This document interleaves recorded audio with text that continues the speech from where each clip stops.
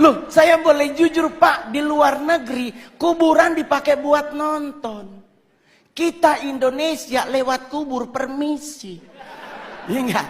Coba kalau udah maghrib pasti misi. Lah ini dikubur 5 meter di bawah tanah. Kalau dia nyahut silakan. Di kita meninggal bro. Jadi kita harus bangga jadi orang Indonesia. Sekalipun ada yang kurang juga Pak dari bangsa kita. Kita negara terkepo nomor 2 di dunia. Tetangga berantem gak ditinggal, kita pasti dengar. Ya kan, Perancis bom meledak penduduknya hilang. Indonesia bro, Sarina meledak, nggak nyampe 15 menit jalan Sabang, jalan Jaksa, Tanah Abang numpuk semua di perempatan. Ini polisi lagi tembak-tembakan, yang mana bro, yang mana? Nggak ada takut-takutnya loh Pak. Jadi kita wajar kalau negara kepo, Pak serius. Bukti kedua di mana Pak? Saya nongkrong Senayan City Pak. Sorry Pak, udah artis ya Pak. Kalau dulu Keramat Sentiong Pak. Saya tinggal di Keramat Sentiong, sekarang udah pindah Anak Selatan. Which is sometimes harus bahasa Inggris ya kan? Ya gitu. Bro, saya boleh jujur, kita lagi pipis Pak di urinoir. Berenam nih lagi pipis berenam. Tahu-tahu di belakang bunyi Pak. Put. Itu kita berenam ini nggak dikomando, nengok semuanya. Rasa ingin tahu siapa yang bunyi Pak. Dan mohon maaf Bapak Ibu, ditungguin. Kita udah habis pipis, harusnya keluar. 6-6-nya di wastafel. Nunggu orangnya keluar, dia keluar kita ngomong, oh elu. Tinggi banget Pak. Kita harus akui kita kepo tinggi. Kedua Pak, buat Pak Presiden, kita negara apa lagi? Ngusir setan Pak. Padahal mohon maaf Bapak Ibu, setan di luar negeri pakai jas. Menakutkan pasti karena ada belati, ada panah, ada pedang. Kita Indonesia setannya dari 170, 80%-nya difabel. Indonesia setannya mayoritas cacat Pak. Ya kan, suster ngesot, wewe gombel, pocong. Semuanya butuh dibantu, tapi kita ketakutan Pak. Lah, saya mau ngasih tahu ya teman-teman, suster ngesot nggak mungkin ke rumah kita. Nih Pak, saya anak Tanjung Priuk. Rumah sakit itu Koja. Otomatis suster ngesot hanya ada di rumah sakit. Kalau dia mau nyebrang ke Warakas, meninggal lagi Pak. Kan kontainernya banyak Pak. Ya kan? Dia lagi cek, ya Allah, balik lagi. Sampai subuh Pak.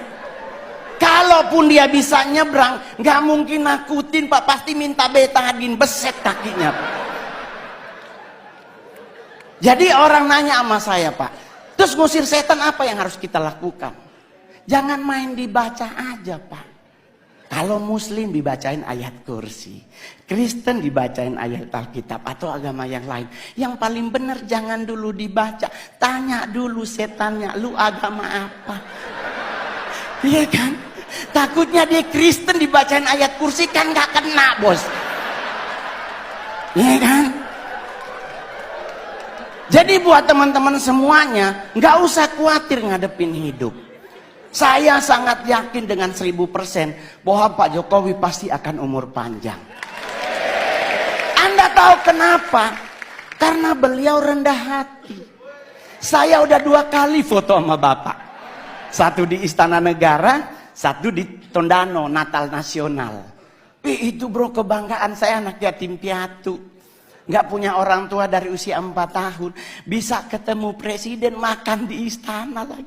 Pingin nyolong sendok Pak. Soalnya sendoknya keren banget.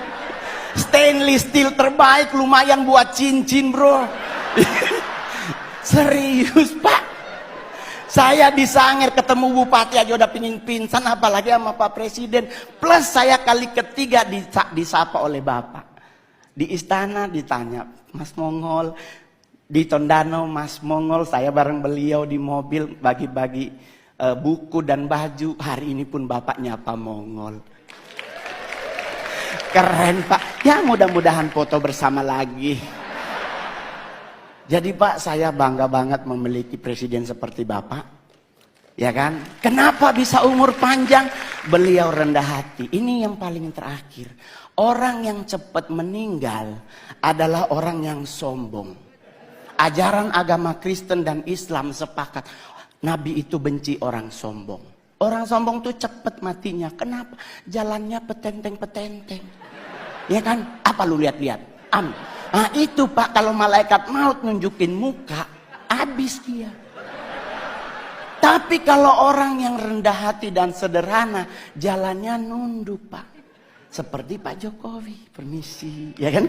Ya, sederhana. Kenapa orang yang rendah hati meninggalnya lama? Karena malaikat maut nunggunya di depan. Otomatis kalau kita nunduk, kelihatan sepatunya. Ini kan lagi jangan, oh ya Allah dia kan kita putar-putar. Nah, umur panjang Pak. Ya kan? Iya dong.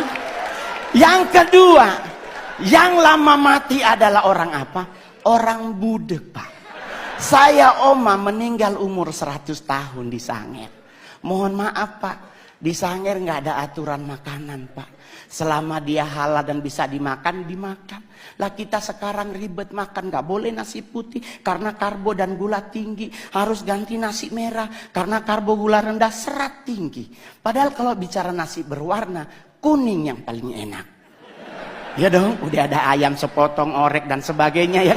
Nggak ada orang meninggal gara-gara nasi, serius lah.